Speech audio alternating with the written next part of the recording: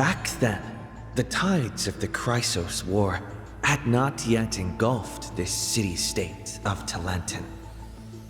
And the young princess inside the gates once loved to roam without worries. She snuck into forbidden grounds while the servants were away, but was shocked by what she saw on that day. A chessboard, a stack of pieces, and a strange woman. The board dissected by daylight and shadow, the pieces polished from rough stones uneven. Fancy a game? If you are my match, then I'll call you my friend. The stranger's voice was husky and coarse. If you can beat me, then I'll call you my teacher. The princess proudly retorted. Despite the bravado, the princess had never touched chess. The defeat made her study in earnest, acknowledging the other as a teacher. Well, first she learned the knights, bishops, rooks, and queen. Then how to defend, attack, capture, and checkmate. I have learned all there is to learn. Barely out of childhood, the princess raced into games of chess. Those who looked down on her faced many losses. Those who glorified themselves forfeited in a mess. At her prime, none could rival her at all. But she still recalled what the stranger said. My origins bring dark omens, so never tell others where your teacher is from. Then, the waves of the Chrysos War washed over the world. The Achaemens welcomed a ruler. She was deemed imperator and loved to play chess with herself.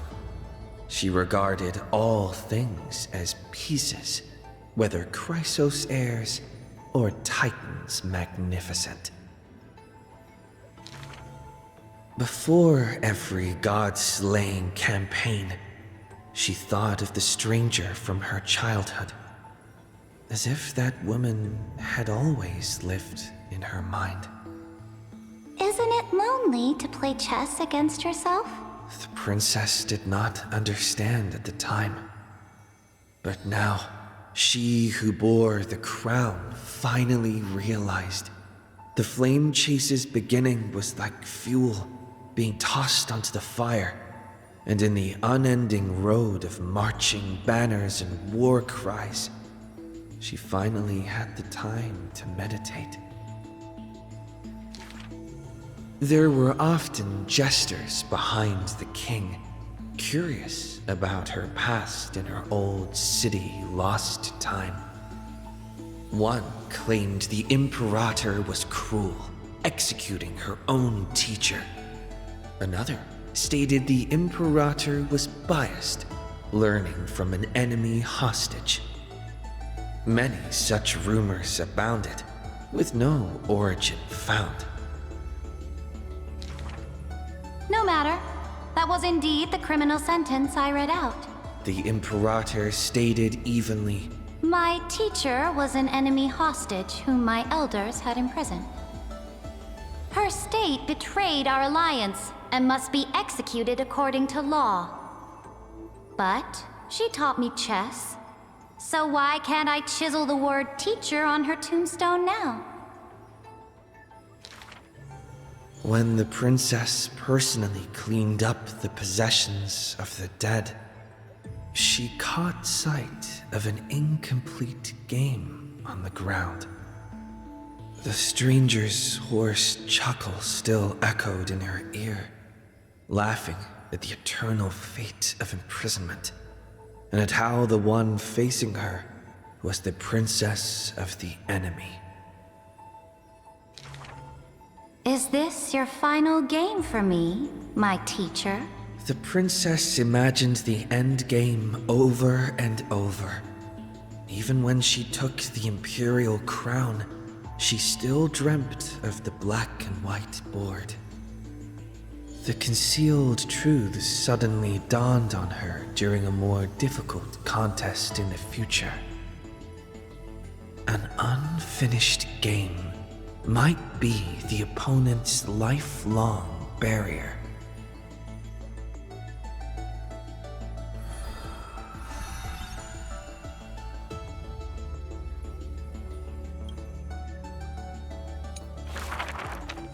The Imperator's army stormed into the northern states for the first time, passing through city gates scorched by war.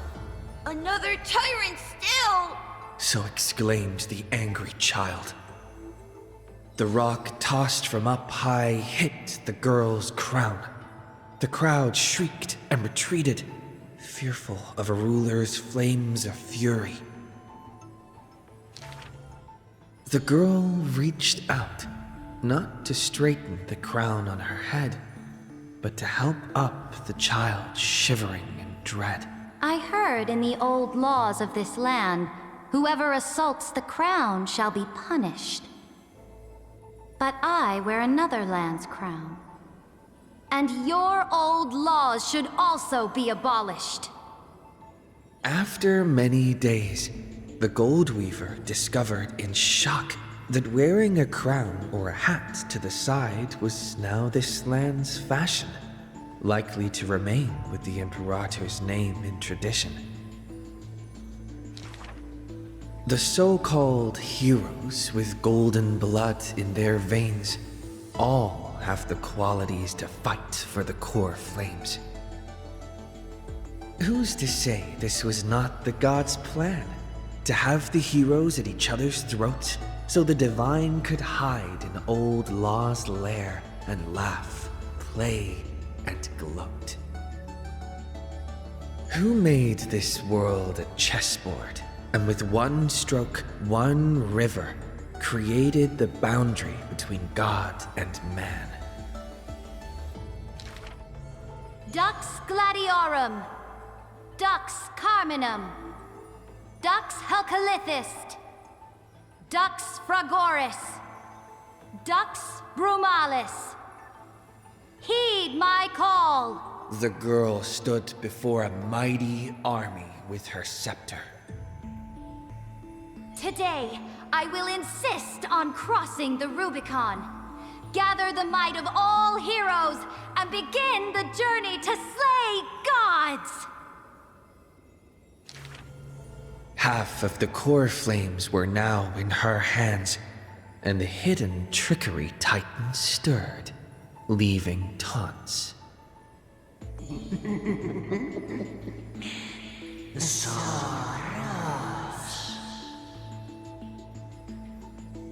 The Imperator summoned the heroes to discuss, finally stopping after much hesitation.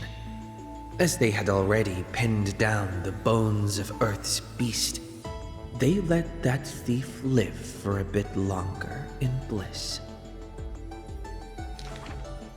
The warrior of the fractured blade laughed boldly. Our sovereign is good at open strategies and struggles with trickery.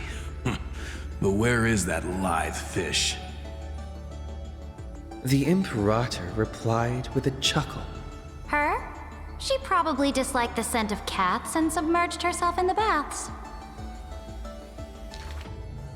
The years spent with her dukes didn't seem too far distant. Yet only after the end of many wars did the heroes discover how the Imperator's form walked more and more alone. The road of a ruler is a lonely one. One day, we'll only be able to see her retreating form. The swordmaster of singing waves was worried too. When all others had departed in intoxication, the two of them gazed into each other's eyes, towards torrents deeper than their fates, and sank into profound silence. Drink one more cup with me, my dear follower. In the end, The Imperator first broke the silence. When compared to the taste of salt and blood, I sometimes miss your ambrosia. About the destruction soon to be born and the eternally occurring extrapolation, the Anti-Catherans spoke of all this in words unceasing. So this is the old world I must fight against. The girl's expression bore no sorrow or tragedy. Instead, she looked more solemn and ready than ever. Whoever stated that two kings could not meet face to face in chess? I am the sovereign of Akama. I once faced the gods. So what do I have to fear about the laws hanging behind such gods? I will chop up the old laws and let them be firewood for the new. No matter the cost. That was the Imperator's lifelong conviction. Never changed, always persistent.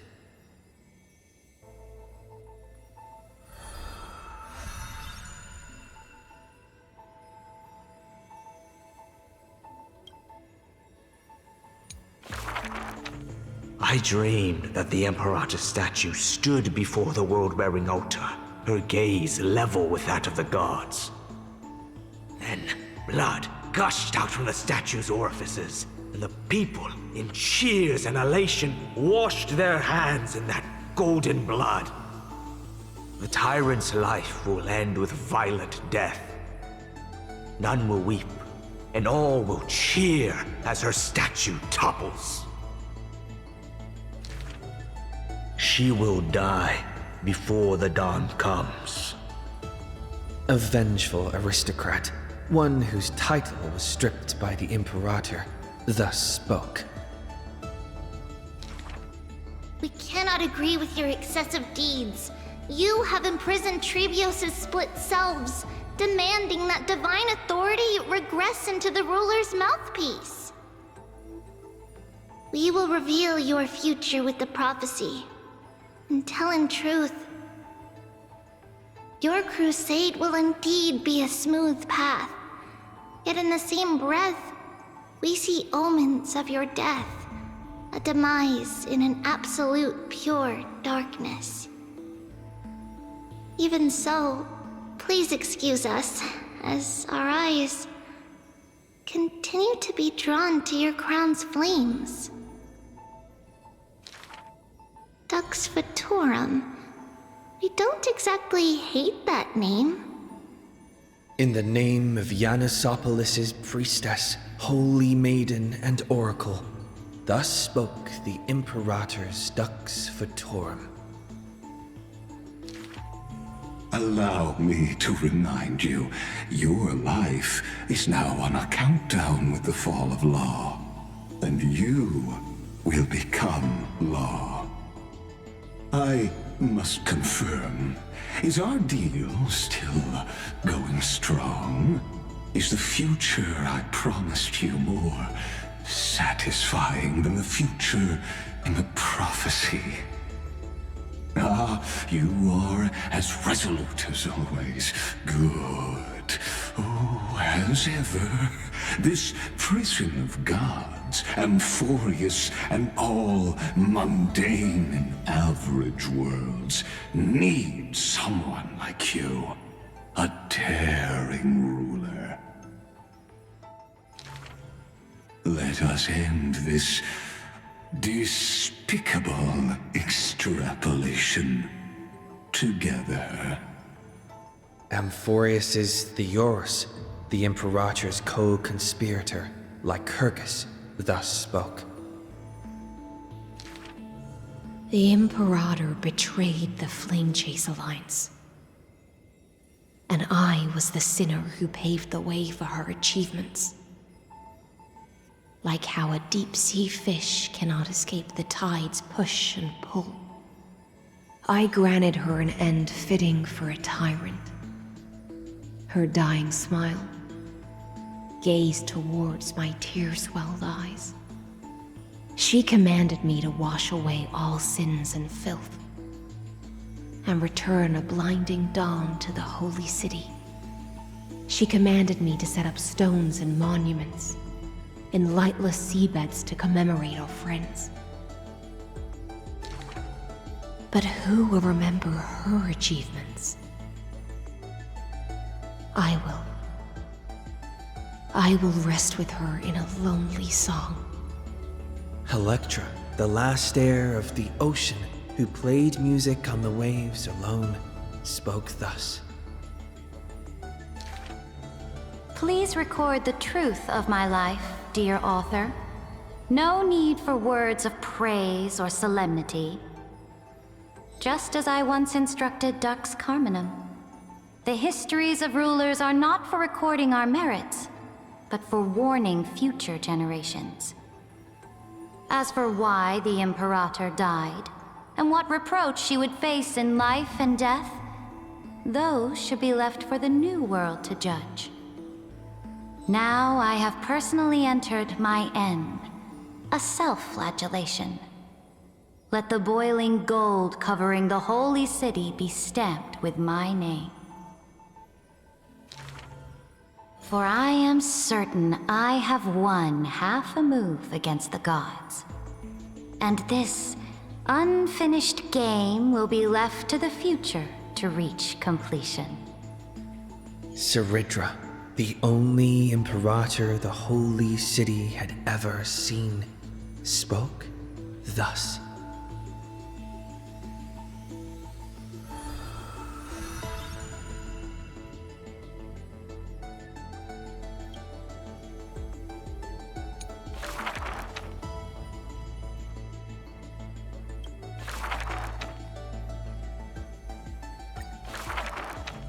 My friend, have you heard of the rosy celestial maiden?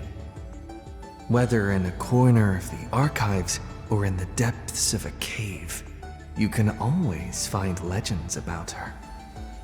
She had hair like a rosy pink dawn and a smile that could thaw the most glacial ice. Some say she was Nikador's nemesis, while others say Nestia was infatuated with her. Oh, mysterious and beautiful celestial maiden, how I wish to turn into a slate, forever etched with your tale. Many claim to have seen that celestial maiden, either in the half-remembered dreams of early morning, or in the gossip and whispers after supper. She once whispered in my ear. She once saved my life. She gifted me an ice crystal! Her worshippers recite her deeds, even writing some into family teachings. Curious poets ask up and down the land, only to find that the details of these encounters are difficult to recount, even for the witnesses themselves. In the entire holy city, there are none who can provide proof of her existence. It is not known since when the celestial maiden was always mentioned together with time. People recite her name during prayer to beg for miracles to appear faster.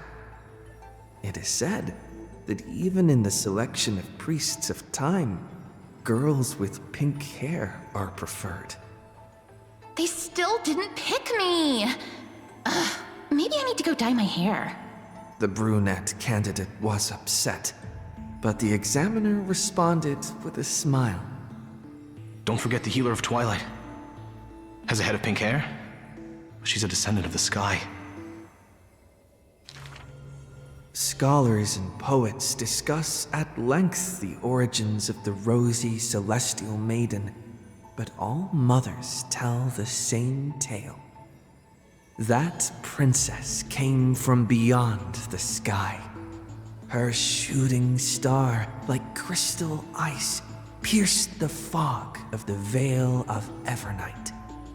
She made friends with the Titan, and whenever the months of Evernight descended, they would meet again. The children loved that tale. Therefore, as the moon turned and shifted phases, the story became true. But someone always questions, unable to read the air. There are no worlds beyond the sky.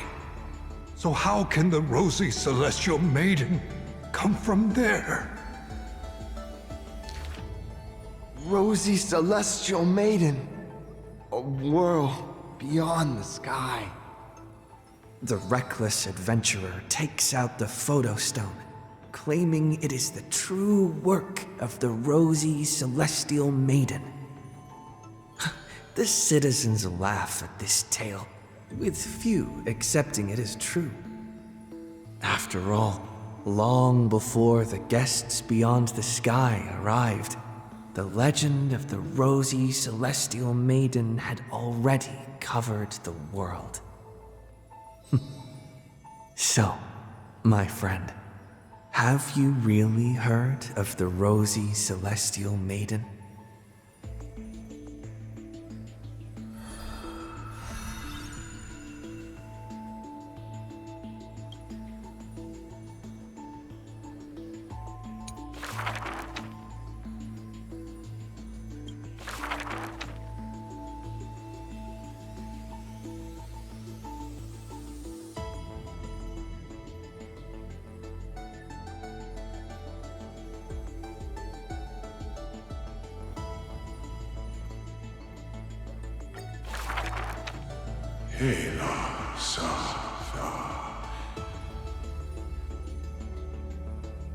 In the years spent wandering the earth, the giant dragon always remembered the Titan's words for their worth.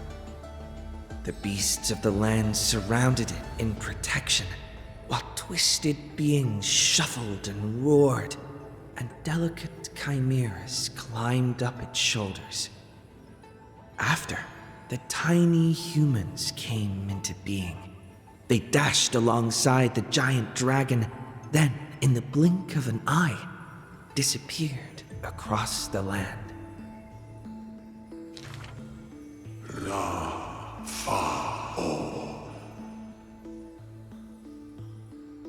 Yet the deep irises of the giant dragon saddened in gloom.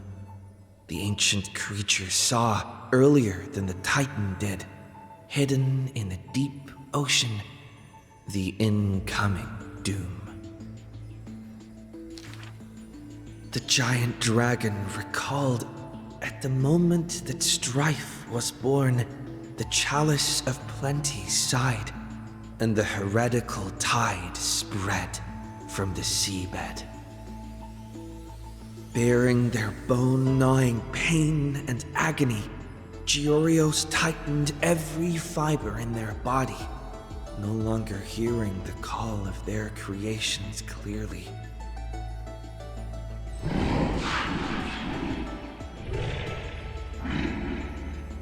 The giant dragon once swore an oath at the Titan's breast.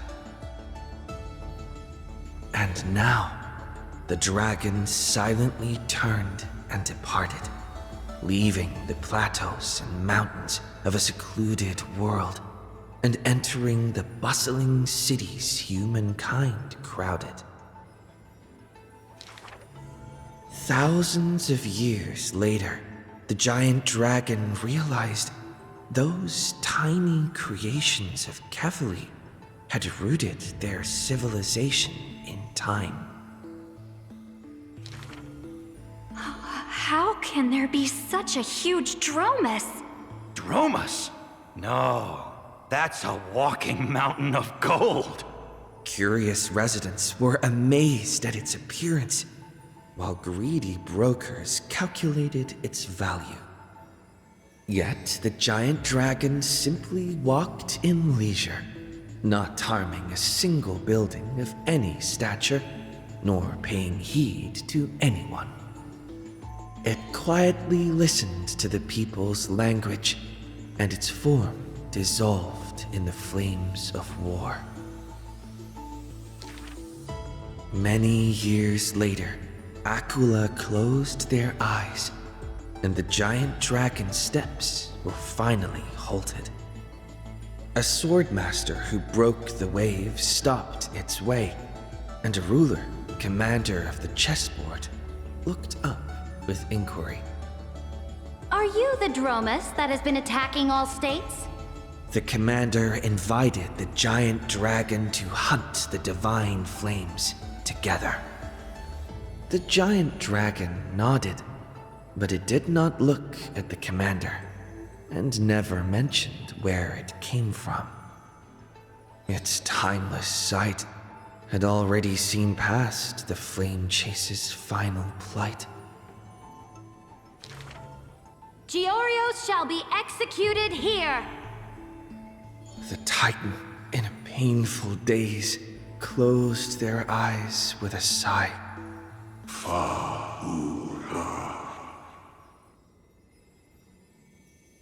Suddenly, the mountains shook and the land cracked. The wounds dealt by the black tide, once mended by the Titan, now tore the land apart again. The calamity of lands asunder. Who should shoulder such a duty? The giant dragon sunk into the earth in answer. For the earth was the breast of Georios, and the dragon's birthplace. And from that day forth, Amphореus had a new legend of how a giant dragon collected the broken lands and once again made the earth whole.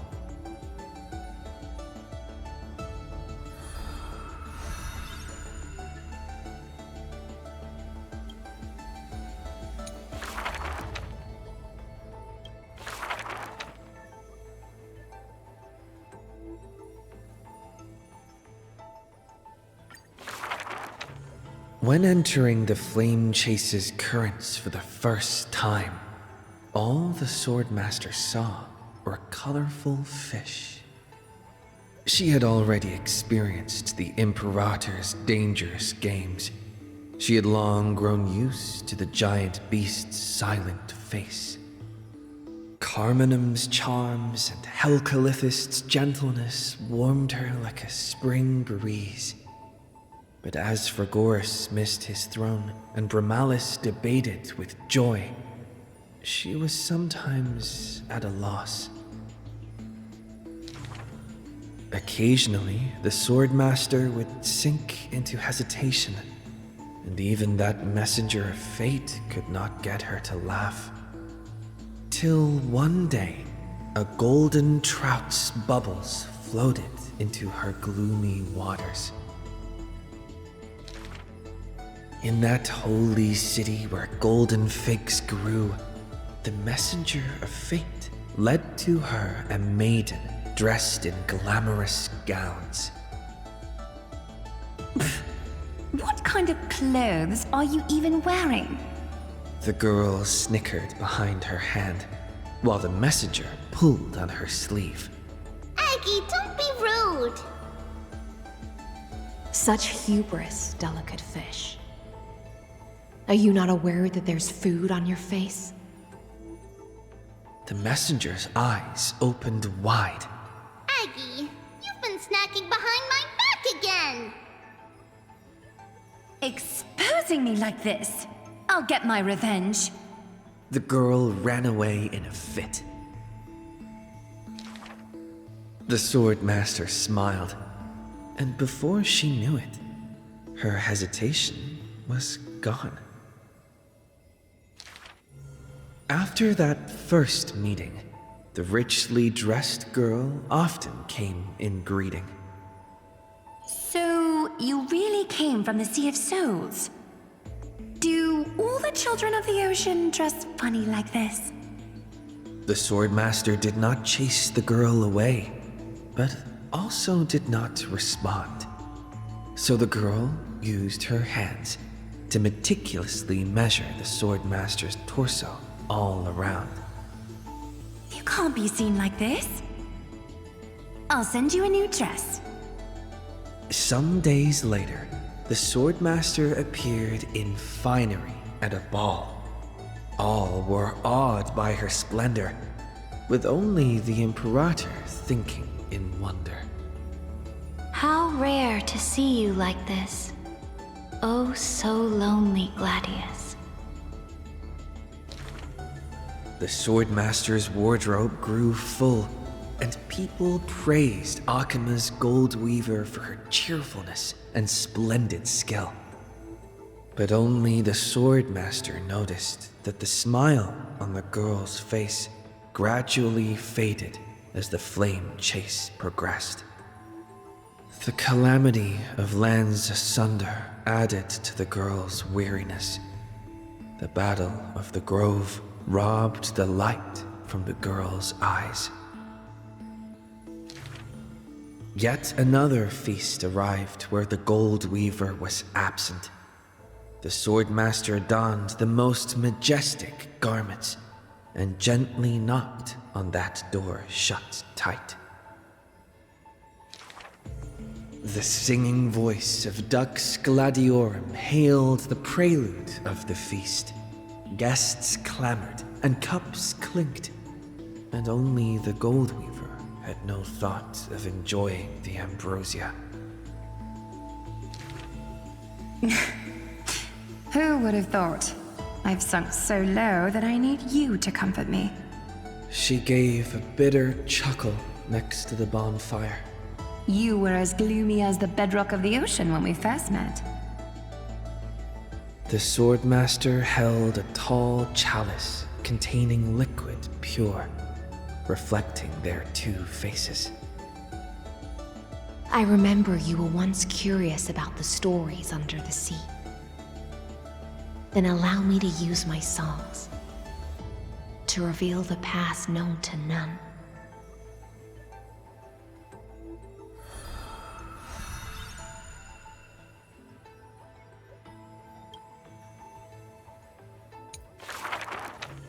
In the depths of the Sea of Souls was a kingdom of dancing ghosts. Its residents all had melodious voices, and music enveloped every ocean current. For the queen loved her people deeply, thus drowning out all sorrows and leaving only feasts and twirls. Only one rocky castle was silent, one belonging to the princess of the ocean, a princess named Electra.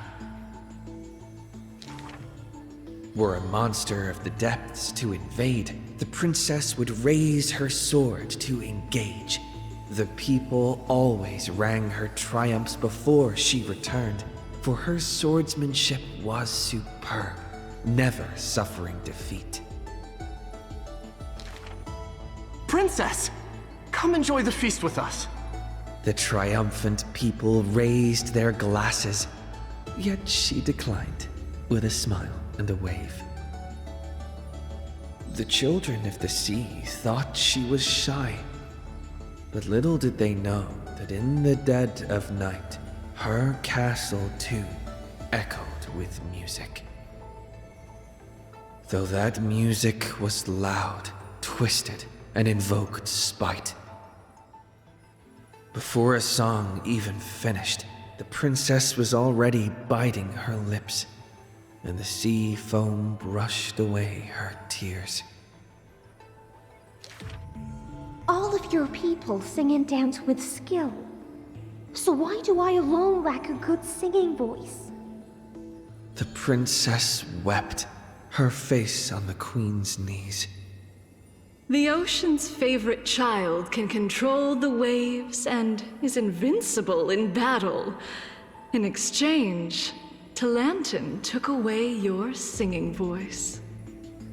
The queen consoled the princess, caressing the other's hair bun. Finally, she relented and took a chalice. If you're truly troubled, then imbibe the honey brew in this blessed chalice and throw yourself into the feast at ease. The liquid in the cup sat still, reflecting her loneliness. Princess, come sing with us! The people outside her window invited her warmly still. She finally ceased to hesitate, drinking down all the honey brew in one swallow, and leaped into the crowds. She played music and sang, smiling and dreaming. When her song was over, it felt as if waking from a dream. The people rushed to raise their glasses. But as soon as the honey brew touched her lips, the princess plummeted to the ground, and her cheeks became rosy in drunkenness.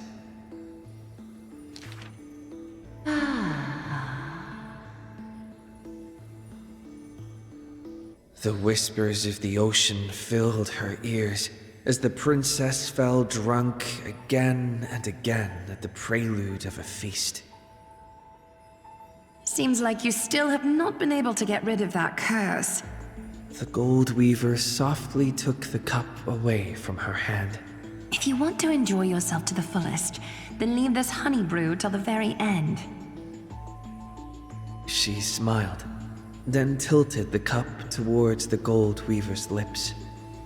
Even if one is burdened with imperfections, I beg you to remember not to refuse that sip filled with fantasy and dreams.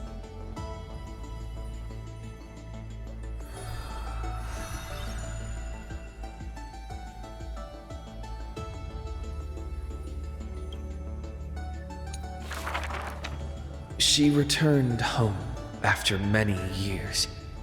The princess of the ocean stood alone with her sword drawn, stepping over the blooming blood of her peers. Before her, the creator of the sea sirens and the mother goddess of feasts was already sinking into the drunkenness of imminent death.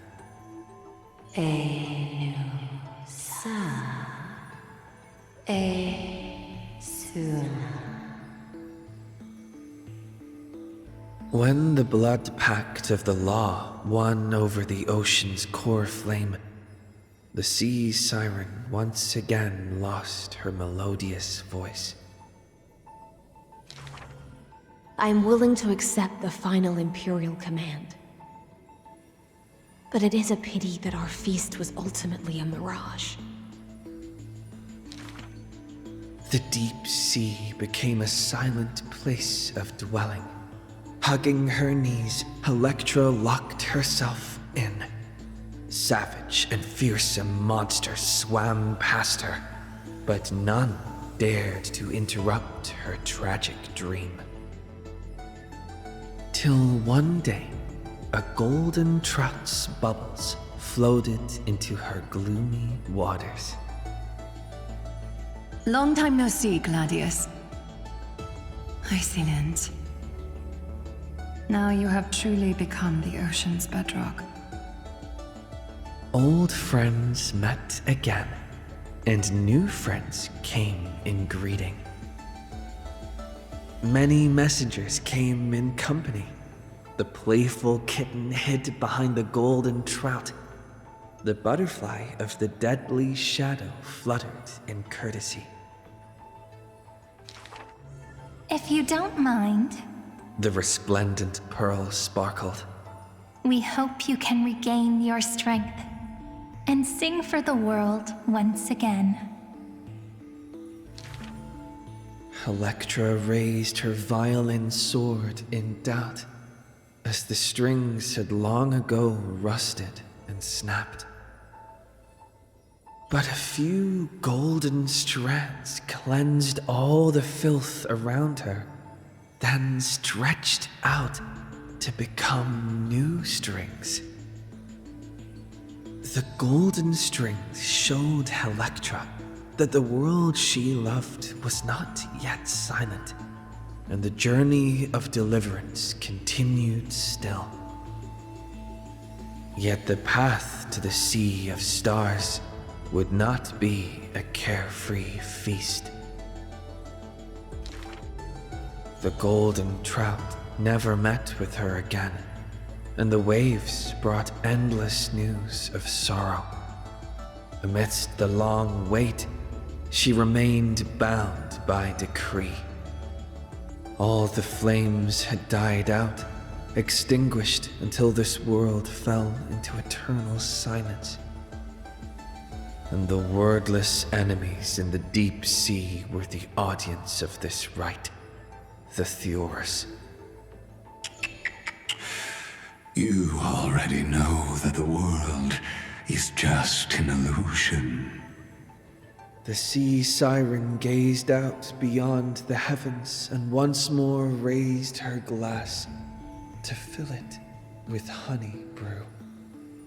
Since the mirage of pleasures can only disappear like foam, when you return, will you save some ocean spray for me? This was a city of festivities, where never-ceasing songs eternally filled the air. Chrysosaurs, demigods, and mortals all came to feast from the four corners of the world. It was beautiful and radiant, performing the sea siren's drama amidst the revelry. The siren once longed for the banquet to never end, yet she witnessed the music fade and the guests disperse. As a fish, she was destined to drift with the waves, whether amidst the surging tides of evil or immersed in the currents of the starry sea. Until a millennium later, when the fish from beyond the sky finally took their seat. I enjoy banquets. How about you, little gray fry?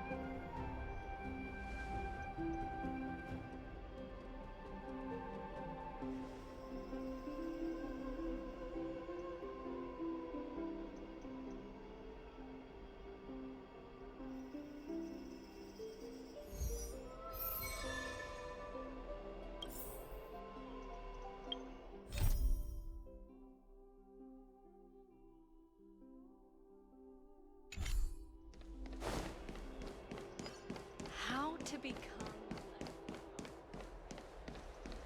So the drill master who once taught me swordplay is now teaching music theory?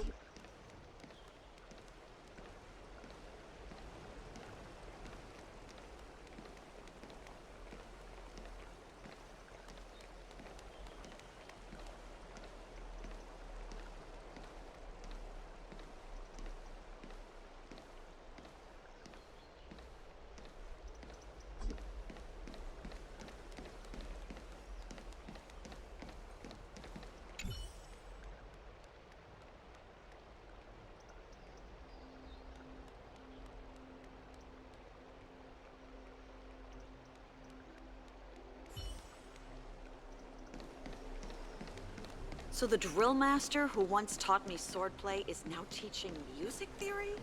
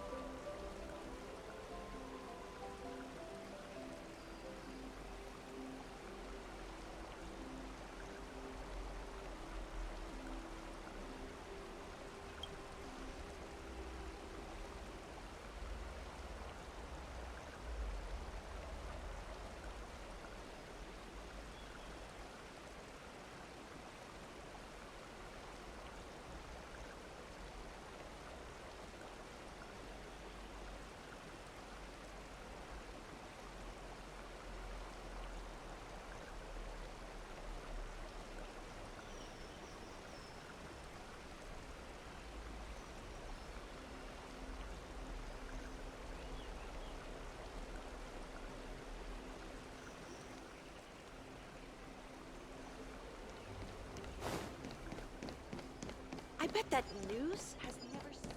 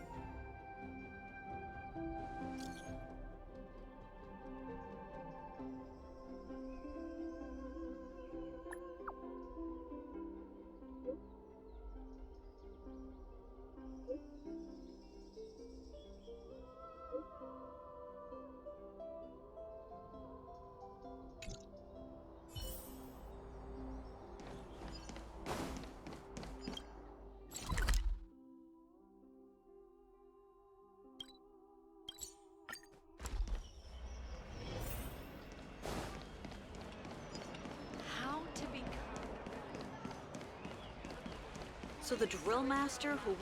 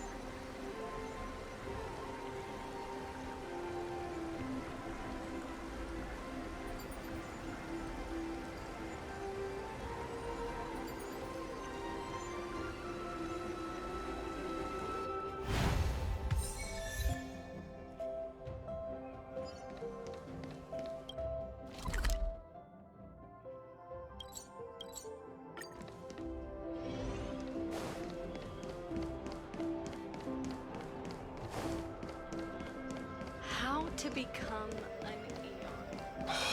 This imaginary theory.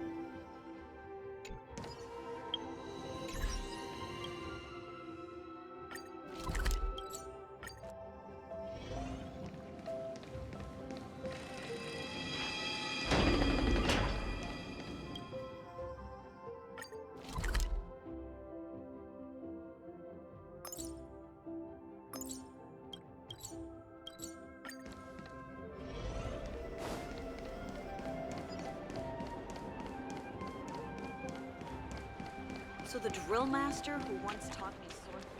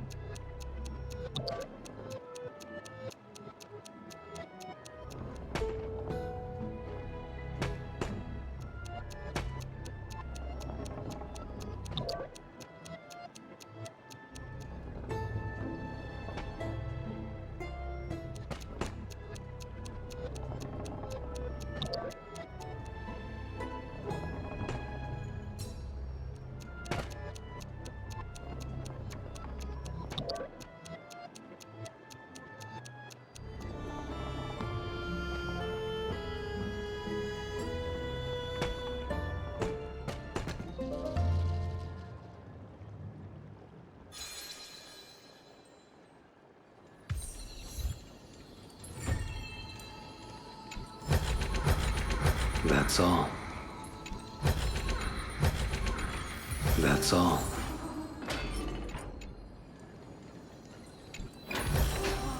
That's all.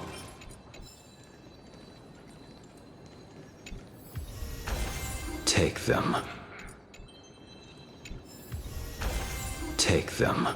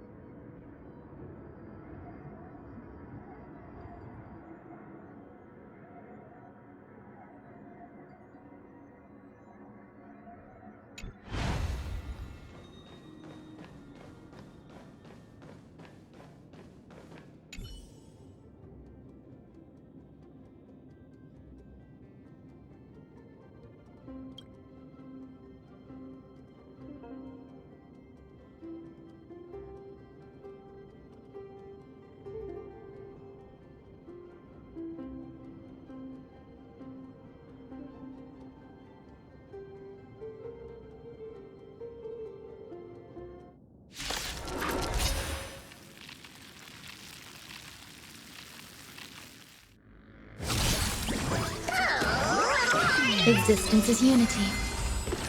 Timed.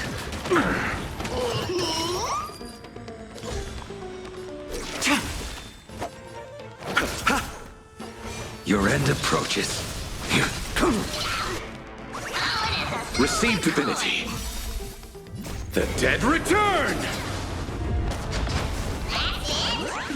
Repay. I underestimated you. Failed to send you. In lunar flame. Blade of moonlight.